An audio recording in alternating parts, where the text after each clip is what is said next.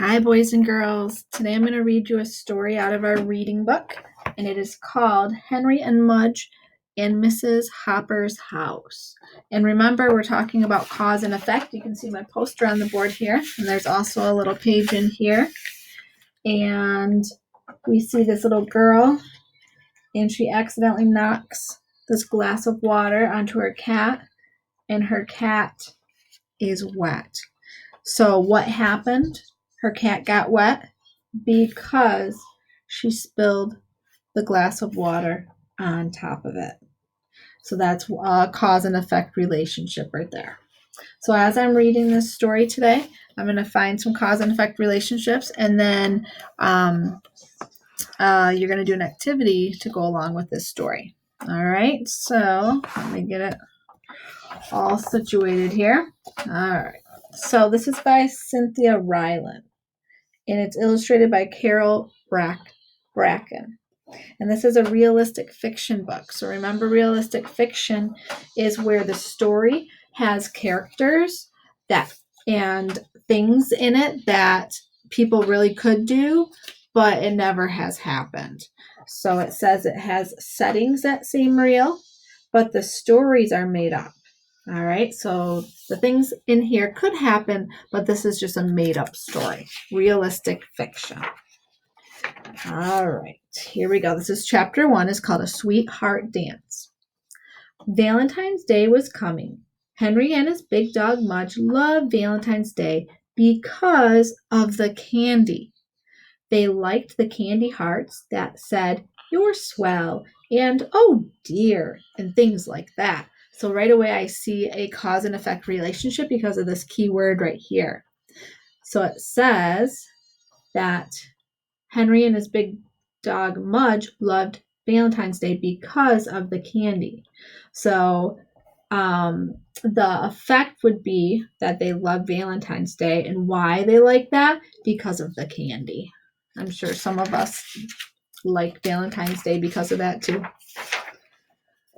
Henry read the words, and Mudge licked them off. They were a good team.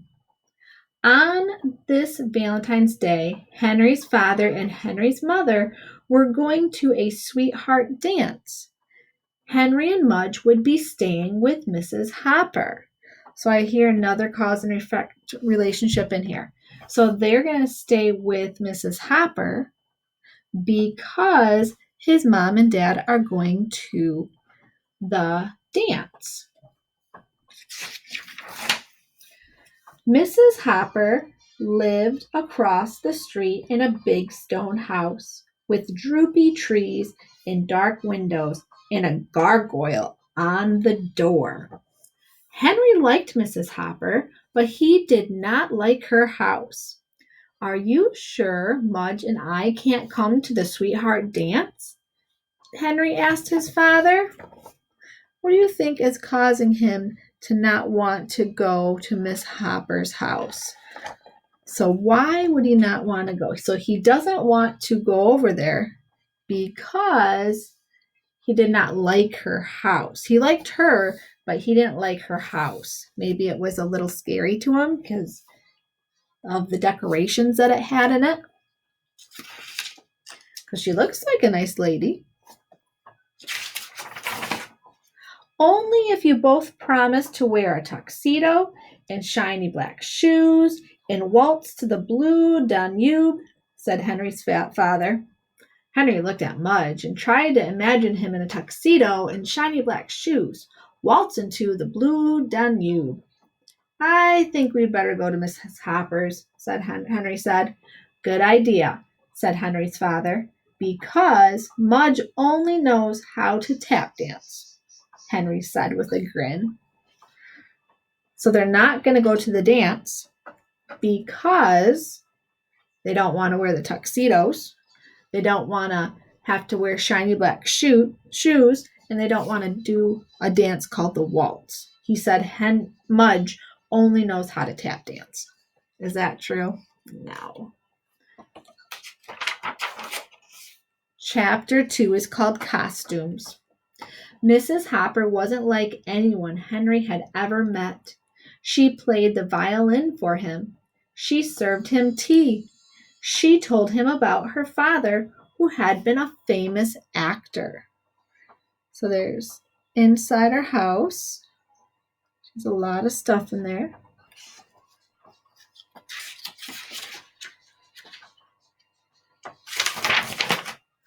She was very kind to Mudge.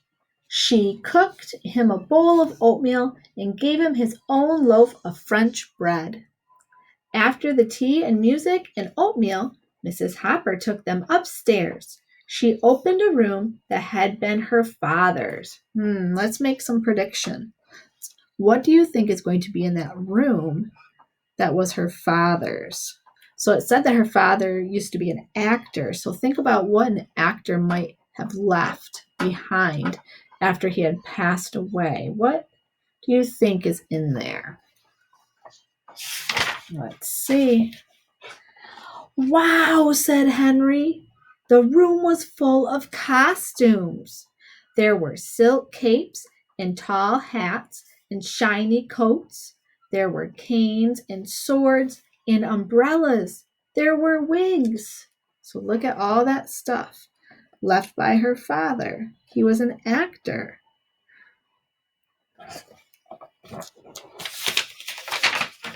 So you can see that Henry was happy. So what could we say? Henry was happy because of all of this cool stuff that they found in that room.